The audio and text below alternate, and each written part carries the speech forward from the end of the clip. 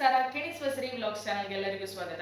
Friends, ನಿನ್ನೆ ಬಾಳೆಕಾಯಿ ಕೊದ್ದೆಲ್ ಮಾಡುವಾಗ ಹೇಳಿದ್ದೆ ಬಾಳೆಕಾಯಿ ಸಿಪ್ಪೆಯ ಅದ್ಭುತವಾದ ರೆಸಿಪಿ ಮಾಡ್ತೇನೆ ಅಂತ. ಅದೇ ಏನ್ ಗೊತ್ತಾ, ಬಾಳೆಕಾಯಿ ಸಿಪ್ಪೆಯಿಂದ ಚಟ್ನಿ ಮಾಡ್ತಾ ಇದ್ದೇನೆ. ತುಂಬಾನೇ ರುಚಿಕರವಾಗಿರುತ್ತೆ, ಹಾಗೆ ಆರೋಗ್ಯಕ್ಕೆ ನಂಬರ್ 1 ಅಂತ ಹೇಳ್ಬೋದು. ಹೇಗೆಂದ್ರೆ ಬಾಳೆಕಾಯಿ ಸಿಪ್ಪೆಯಲ್ಲಿ ಫೈಬರ್ ಅಂಶ ಅತ್ಯಂತ ಹೆಚ್ಚಾಗಿದೆ. ಅದೇ ರೀತಿ ನಮ್ಮ ಜೀರ್ಣಕ್ರಿಯೆಗೂ ತುಂಬಾ ಒಳ್ಳೆಯದು, ಅದೇ ರೀತಿ ನಮ್ಮ ಕರುಳಿಗೂ ತುಂಬಾ ಒಳ್ಳೆಯದು, ಹಾಗೆ ಕಣ್ಣಿನ ಆರೋಗ್ಯಕ್ಕೂ ಕೂಡ ತುಂಬಾನೇ ಒಳ್ಳೆಯದು ಬಾಳೆಕಾಯಿ ಸಿಪ್ಪೆ ಅಂತ ಹೇಳ್ಬೋದು. ಹಾಗೆ ಬಾಳೆಕಾಯಿ ಸಿಪ್ಪೆಯ ಸೇವನೆಯಿಂದ ನಮ್ಮ ದೇಹದಲ್ಲಿರುವಂತ ಒಂದು ಕೆಟ್ಟ ಕೊಲೆಸ್ಟ್ರಾಲ್ ಅನ್ನು ಕೂಡ ಅದು ಕಡಿಮೆ ಮಾಡುತ್ತೆ ಅಂತ ಹೇಳ್ಬೋದು. ಹಾಗೆ ಇವತ್ತಿನ ಈ ಅತ್ಯದ್ಭುತವಾದ ಆರೋಗ್ಯಕರವಾದ ಬಾಳೆಕಾಯಿ ಸಿಪ್ಪೆಯಿಂದ ಯಾವ ರೀತಿ ಚಟ್ನಿಯನ್ನ ಮಾಡಬಹುದು ಅಂತ ರೆಸಿಪಿ ಶುರು ಮಾಡೋಣ. ಹಾಗೆ ಅದೇ ರೀತಿ ಬಾಳೆಕಾಯಿ ಪಲ್ಯ ಕೂಡ ನಮ್ಮ JSB's ಗೌಡ ಸಾರಸ್ವತ ಬ್ರಾಹ್ಮಣರ ಶೈಲಿಯಲ್ಲಿ ಮಾಡುವಂತ ಬಾಳೆಕಾಯಿ ಪಲ್ಯ ಕೂಡ ನಾನು ಮಾಡಿ ತೋರಿಸ್ತಾ ಇದ್ದೇನೆ. ಬನ್ನಿ ಹಾಗಾದ್ರೆ ಇವತ್ತಿನ ರೆಸಿಪಿಯನ್ನ ಶುರು ಮಾಡೋಣ.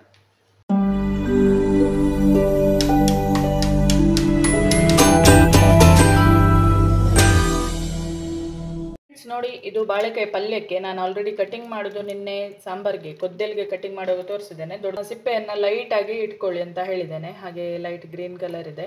ಹಾಗೆ ಇದನ್ನ ಪಲ್ಯಕ್ಕೆ ಸಣ್ಣ ಸಣ್ಣದಾಗಿ ಈ ರೀತಿ ಇಲ್ಲ ಉದ್ದಕ್ಕೆ ಕೂಡ ಹೆಚ್ಚಿಬಿಟ್ಟು ಮಾಡ್ಕೊಳ್ಬಹುದು. ಹಾಗೆ ಈ ಬಾಳೆಕಾಯಿ ಸಿಪ್ಪೆ ಬೇಗನೆ ಕಪ್ಪಾಗ್ಬಿಡುತ್ತೆ. ಅದಕ್ಕೆ ಸ್ವಲ್ಪ ನಾನಿಲ್ಲಿ ಉಪ್ಪನ್ನ ಹಾಕ್ತೇನೆ. ಒಂದು 5 ನಿಮಿಷಗಳ ಕಾಲ ಉಪ್ಪು ಮತ್ತೆ ಸ್ವಲ್ಪ ಅರಶಿನವನ್ನ ಹಾಕಿ ಇದಕ್ಕೆ ಇಟ್ಕೊಳ್ಳೋಣ. 5 ನಿಮಿಷಗಳ ಕಾಲ ಈ ರೀತಿ ಇಟ್ಟರೆ ಸಾಕು. ಹೊರಗಡೆಯಿಂದ ಬಾಳೆಕಾಯಿ ಮಾರ್ಕೆಟಿಂದ ಬಾಳೆಕಾಯಿ ತಂದು ಅದರದ್ದು ಪಲ್ಯ ಎಲ್ಲ ಮಾಡಿ ಸಿಪ್ಪೆ ಮಿಕ್ಕಿದ್ರೆ ಅದಕ್ಕೂ ಈ ರೀತಿ ಉಪ್ಪು ಮತ್ತೆ ಅರಶಿನ ಹಾಕಿಟ್ರೆ ಒಳ್ಳೇದು. ಏನಾದರೂ ಸ್ಪ್ರೇ ಎಲ್ಲ ಮಾಡಿದ್ರೆ ಅದು ಕ್ಲೀನ್ ಆಗಿ ಹೋಗುತ್ತೆ. ಪಲ್ಯ ಮಾಡಲಿಕ್ಕೆ ನಾನಿಲ್ಲಿ ದಪ್ಪ ತಳದ ಪಾತ್ರೆಯನ್ನು ತಗೊಂಡಿದ್ದೇನೆ. ಒಂದು 2-3 ಸ್ಪೂನ್ಗಳಷ್ಟು ಕೊಬ್ಬರಿ ಎಣ್ಣೆನ ಹಾಕೊಂಡಿದ್ದೇನೆ. ಹಾಗೆ ಈಗ ಒಗ್ಗರಣೆಗೆ 1 ಸ್ಪೂನ್ ಅಷ್ಟು ಸಾಸಿವೆ. ಬಾಳೆಕಾಯಿ ಪಲ್ಯಕ್ಕೆ ಎಣ್ಣೆ ಹಾಕೊಳ್ಬೇಕಾದ್ರೆ ಒಗ್ಗರಣೆಗೆ ನಾವು ನಾರ್ಮಲ್ ಪಲ್ಯಕ್ಕೆ ಬಳಸುವ ಒಂದು ಎಣ್ಣೆಗಿಂತ 1 ಸ್ಪೂನ್ ಜಾಸ್ತಿ ಹಾಕೊಳ್ಳಿ. 1-2 ಸ್ಪೂನ್ ಬಳಸ್ಕೊಳ್ಳೋದಾದ್ರೆ ನಾರ್ಮಲ್ ಪಲ್ಯ ಎಲ್ಲ ಮಾಡುವಾಗ ಇದಕ್ಕೆ 1 ಸ್ಪೂನ್ ಅಷ್ಟು ಜಾಸ್ತಿ ಬಳಸ್ಕೊಳ್ಬೇಕು. ಯಾಕಂದರೆ ಬಾಳೆಕಾಯಿ ಸ್ವಲ್ಪ ಮೆತ್ತಗಾಗ್ಬಿಡೋದು ಬೇಗ, ಅದೇ ರೀತಿ ತಳ ಹತ್ತೋದು ಬೇಗ. ಹಾಗೆ ಅದನ್ನೆಲ್ಲ ಅವಾಯ್ಡ್ ಮಾಡಬೇಕಾದ್ರೆ 1 ಸ್ಪೂನ್ ಅಷ್ಟು ಸ್ವಲ್ಪ ಜಾಸ್ತಿ ಎಣ್ಣೆನ ಹಾಕೊಳ್ಬೇಕು.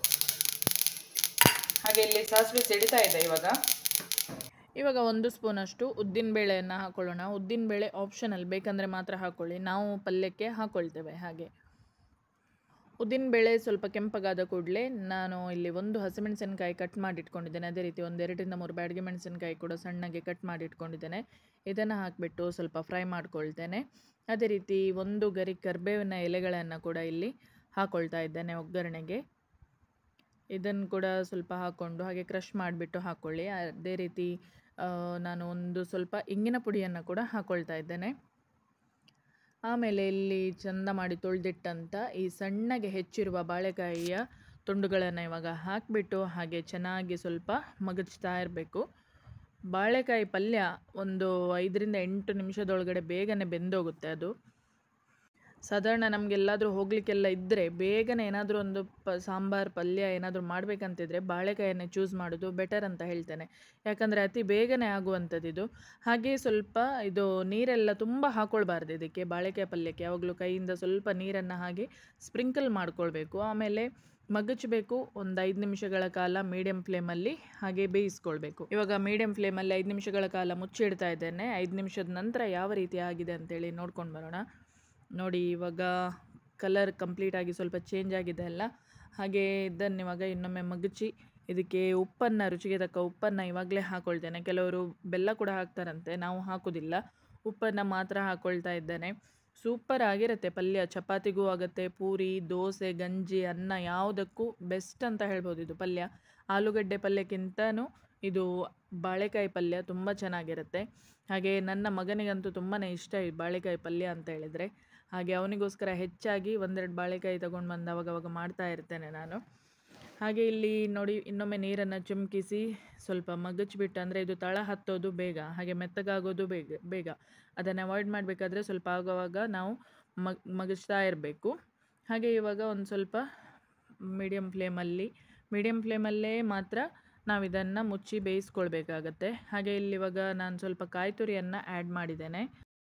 ಕಾಯಿ ತುರಿಯನ್ನು 2 ಸ್ಪೂನ್ ಅಷ್ಟೇ ಹಾಕಿದ್ದು. ಅದನ್ನು ಹಾಕಿಬಿಟ್ಟು ಸ್ವಲ್ಪ ಮಗಚಿ 1-2 ನಿಮಿಷಗಳ ಕಾಲ ಮಗಚಿದ್ರೆ ಸಾಕು. ಕಂಪ್ಲೀಟಾಗಿ ಬೆಂದಿದೆ ಇದು ಇವಾಗ ಬಾಳೆಕಾಯಿ ಪಲ್ಯ. ನಾನು ಆಫ್ ಮಾಡ್ತೇನೆ. ಇನ್ನು ಇದನ್ನು ಸರ್ವ್ ಮಾಡ್ಬೋದು. ನೋಡಿ, 5-8-10 ನಿಮಿಷದೊಳಗಡೆ ಪಲ್ಯ ಆಗೋಗ್ಬಿಡುತ್ತೆ. ಹಾಗೆ ಇವಾಗ ಇದನ್ನು ಸರ್ವ್ ಮಾಡ್ತಾ ಇದ್ದೇನೆ. ಬಿಸಿ ಬಿಸಿಯಾದ ಬಾಳೆಕಾಯಿ ಪಲ್ಯ ರೆಡಿಯಾಗಿದೆ. ನೆಕ್ಸ್ಟ್ ಬಾಳೆಕಾಯಿ ಸಿಪ್ಪೆಯ ಚಟ್ನಿ ಯಾವ ರೀತಿ ಮಾಡೋದು ಅಂತೇಳಿ ನೋಡ್ಕೊಂಡು ಬರೋಣ. ಫ್ರೆಂಡ್ಸ್, ಬಾಳೆಕಾಯಿ ಸಿಪ್ಪೆಯ ಚಟ್ನಿ ಮಾಡಲಿಕ್ಕೆ ನಾನಿಲ್ಲಿ 1.5 ಸ್ಪೂನಷ್ಟು ತುಪ್ಪ ಹಾಗೆ 1-2 ಸ್ಪೂನ್ಗಳಷ್ಟು ತೆಂಗಿನ ಎಣ್ಣೆಯನ್ನು ಹಾಕೊಂಡಿದ್ದೇನೆ. ಇದರಲ್ಲಿ ಇವಾಗ 1 ಸ್ಪೂನಷ್ಟು ಕಾಳು ಮೆಣಸು, 1 ಸ್ಪೂನಷ್ಟು ಜೀರಿಗೆ ಚೆನ್ನಾಗಿ ಫ್ರೈ ಮಾಡ್ಕೊಳ್ಬೇಕು.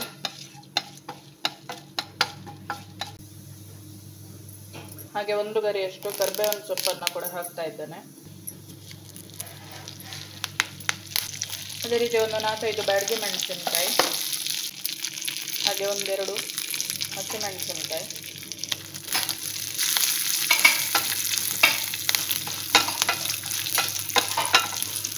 ಇವಾಗ ಈ ಅರಿಶಿನ ಮತ್ತು ಉಪ್ಪು ನೀರಲ್ಲಿ ಹಾಕಿರುವಂಥ ಬಾಳೆಕಾಯಿ ಸಿಪ್ಪೆಯನ್ನು ಹಿಂಡಿ ಒಮ್ಮೆ ತೆಗೆದು ನಾವು ಈ ಪ್ಯಾನ್ಗೆ ಹಾಕ್ಕೊಂಡು ಸ್ವಲ್ಪ ಫ್ರೈ ಮಾಡ್ಕೊಳ್ಬೇಕು. ಫ್ರೆಂಡ್ಸ್, ಬಾಳೆಕಾಯಿ ಸಿಪ್ಪೆಯನ್ನು ಒಂದು 4-5 ನಿಮಿಷಗಳ ಕಾಲ ಸ್ವಲ್ಪ ಹುರಿಬೇಕು. ಯಾಕಂದರೆ ಈ ತುಪ್ಪದಲ್ಲಿ ಹಾಕಿರುವಂಥ ಜೀರಿಗೆ ಕಾಳು ಮೆಣಸಿನಗಳ ಜೊತೆ ಅದು ಚಂದ ಒಂದು ಸ್ವಲ್ಪ ಹುರಿಬೇಕು. ಸ್ವಲ್ಪ ಕಲರ್ ಚೇಂಜ್ ಆಗ್ತಾ ಬರುತ್ತೆ, ಸ್ವಲ್ಪ ರೋಸ್ಟ್ ಅಲ್ಲ, ಸ್ವಲ್ಪ ಬ್ರೌನಿಶ್ ಆಗಿ ಬರುತ್ತೆ. ಹಾಗೆ ಅಲ್ಲಿ ತನಕ ಸ್ವಲ್ಪ ಹುರ್ಕೊಳ್ಬೇಕು. ಮೀಡಿಯಮ್ ಫ್ಲೇಮ್, ಒಮ್ಮೆ ಹೈ ಫ್ಲೇಮ್ ಮಾಡಿಬೇಕಾದ್ರೆ ಹುರಿರಿ. ಹಾಗೆ ನೀವು ಮನೆಯಲ್ಲಿ ಚಟ್ನಿಯನ್ನು ಮಾಡಿ ಯಾರಿಗಾದರೂ ಟೇಸ್ಟ್ ಮಾಡಲಿಕ್ಕೆ ಹೇಳಿ, ಯಾವುದರ ಚಟ್ನಿ ಅಂಥೇಳಿ ಅವರಿಗೆ ಐಡೆಂಟಿಫೈ ಮಾಡಲಿಕ್ಕೆ ಹೇಳಿ. ಖಂಡಿತ ಒಂಚೂರು ಹಿಂಟು ಸಿಗೋದಿಲ್ಲ, ಬಾಳೆಕಾಯ್ದಂತ ಗೊತ್ತೇ ಆಗೋದಿಲ್ಲ. ಜೀರಿಗೆ ಮತ್ತು ಕಾಳು ಮೆಣಸೆಲ್ಲ ಹಾಕಿ ಚಟ್ನಿಯನ್ನು ಮಾಡಿರೋದ್ರಿಂದ ಸೂಪರ್ ಆಗಿರುತ್ತೆ ಮಾತ್ರ. ಒಮ್ಮೆ ಮಾಡಿ ನೋಡಿ. ಅದೇ ರೀತಿ ಇಲ್ಲಿ ಇವಾಗ 1 ತೆಂಗಿನಕಾಯಿಯ 1 ಭಾಗವನ್ನು ತುರಿದಿಲ್ಲಿ ನಾನು ಇದರಲ್ಲೇ ಹಾಕಿಬಿಟ್ಟು ಅದನ್ನು ಕೂಡ ಸ್ವಲ್ಪ ಮೀಡಿಯಮ್ ಫ್ಲೇಮಲ್ಲಿ ಫ್ರೈ ಮಾಡ್ಕೊಳ್ತೇನೆ. ಯಾಕಂದರೆ ಈ ರೀತಿ ಮಾಡೋದ್ರಿಂದ ಯಾವಾಗಲೂ ಹೇಳ್ತಾ ಇರ್ತೇನೆ, ಚಟ್ನಿಗಳು ಬೇಗ ಕೆಡೋದಿಲ್ಲ ಅಂತೇಳಿ. ತುಂಬ ಹೊತ್ತಿನವರೆಗೆ ನಾವು ಈ ಚಟ್ನಿಯನ್ನು ಹೊರಗಡೆ ಇಡ್ಬೋದು. ಹಾಗೆ ಇದನ್ನು 1-2 ನಿಮಿಷಗಳ ಕಾಲ ಕಾಯಿ ತುರಿಯನ್ನು ಹಾಕ್ಕೊಂಡು ಫ್ರೈ ಮಾಡ್ಕೊಳ್ತಾ ಇದ್ದೇನೆ. ನೋಡಿ, ಬಾಳೆಕಾಯಿ ಸಿಪ್ಪೆ ಸ್ವಲ್ಪ ಕಲರ್ ಚೇಂಜ್ ಆಗಿದೆ, ನೀವು ಗಮನಿಸ್ತಾ ಇರ್ಬೋದು ಇವಾಗ. ಹಾಗೆ ಇದು ಕಂಪ್ಲೀಟಾಗಿ ತಂಡ ಮೇಲೆ ಮಿಕ್ಸಿ ಜಾರಲ್ಲಿ ಹಾಕಿ ಚಟ್ನಿ ರುಬ್ಬುವುದೇ ಇನ್ನು. ಇದು ಊಟಕ್ಕೂ ಚೆನ್ನಾಗಿರುತ್ತೆ, ಚಪಾತಿ, ದೋಸೆ, ನೀರು ದೋಸೆ ಇದರ ಜೊತೆನೂ ಚೆನ್ನಾಗಿರುತ್ತೆ. ಹಾಗೆ ಇದು ಆಯಿತು, ಆಫ್ ಮಾಡಿದ್ದೇನೆ ಫ್ಲೇಮ್. ಹಾಗೆ ಕಂಪ್ಲೀಟಾಗಿ ತಂಡ ಮೇಲೆ ತಣಿಲಿಕ್ಕೆ ಬಿಡಿ. ಆಮೇಲೆ ಕಂಪ್ಲೀಟಾಗಿ ತಂಡ ಮೇಲೆ ಮಿಕ್ಸಿ ಜಾರಲ್ಲಿ ಹಾಕಿ ಇದನ್ನು ನೀವು ನುಣ್ಣಗೆ ಬೇಕಾದರೂ ರುಬ್ಕೊಳ್ಬೋದು, ತರ್ತರಿಯಾಗಿ ಬೇಕಾದರೂ ರುಬ್ಕೊಳ್ಬೋದು. ನಾನು ಸ್ವಲ್ಪ ನುಣ್ಣಗೂ ಅಲ್ಲ, ತರ್ತರಿಯಾಗಿ ಸ್ವಲ್ಪ ಕೋರ್ಸ್ ಮಸಾಲ ಹಾಗೆ ಸ್ವಲ್ಪ ಮಾಡ್ಕೊಳ್ತಾ ಇದ್ದೇನೆ, ತೀರ ತರ್ತರಿನೂ ಅಲ್ಲ. ಹಾಗೆ ಇದಕ್ಕೆ ಒಂದು ಅರ್ಧ ಗ್ಲಾಸಷ್ಟು ನೀರು ಹಾಗೆ ಸ್ವಲ್ಪ ಹುಣಸೆ ಹುಳಿಯನ್ನು ಹಾಕಿ ರುಚಿಗೆ ತಕ್ಕ ಉಪ್ಪನ್ನು ಕೂಡ ಹಾಕಿ ನೋಡಿ ಚಟ್ನಿ ಯಾವ ರೀತಿ ಆಗಿದೆ. ಅದೇ ರೀತಿ 1 ಬಟ್ಲು ಗಂಜಿ ಇದ್ದರೆ ಈ ಚಟ್ನಿ ಅಂತೂ ಒಳ್ಳೆ ಖಾಲಿ ಆಗಿಬಿಡುತ್ತೆ. ಅಷ್ಟು ಸಕ್ಕತ್ತಾಗಿರುವಂಥ ಚಟ್ನಿ, ಬಿಸಿ ಬಿಸಿ ಗಂಜಿಗೂ ಹೇಳಿ ಮಾಡಿಸಿದ ಚಟ್ನಿ. ಓಕೆ, ನೆಕ್ಸ್ಟ್ ಇನ್ನೊಂದು ಒಳ್ಳೆ ರೆಸಿಪಿ ಜೊತೆ ಮತ್ತೆ ಸಿಗ್ತೇನೆ. ನಿಮಗೆ ಖಂಡಿತ ಈ ರೆಸಿಪಿ ಇಷ್ಟ ಆಗಿದ್ದಲ್ಲಿ ಒಂದು ಲೈಕ್ ಕೊಡಿ, ಹಾಗೆ ಶೇರ್ ಮಾಡಿ, ಸಪೋರ್ಟ್ ಮಾಡಿ. Thank you. ಫ್ರೆಂಡ್ಸ್, ಬಾಳೆಕಾಯಿಂದ ಚಟ್ನಿ ಮತ್ತೆ ಪಲ್ಯ ಯಾವ ರೀತಿ ಮಾಡೋದು ಅಂತೇಳಿ ನೀವು ನೋಡಿದ್ರಿ. ಹಾಗೆ ನಿಮಗೆ ಖಂಡಿತ ಈ ವಿಡಿಯೋ ಇಷ್ಟ ಆದಲ್ಲಿ ದಯವಿಟ್ಟು ವಿಡಿಯೋಗೊಂದು ಲೈಕ್ ಕೊಡಿ.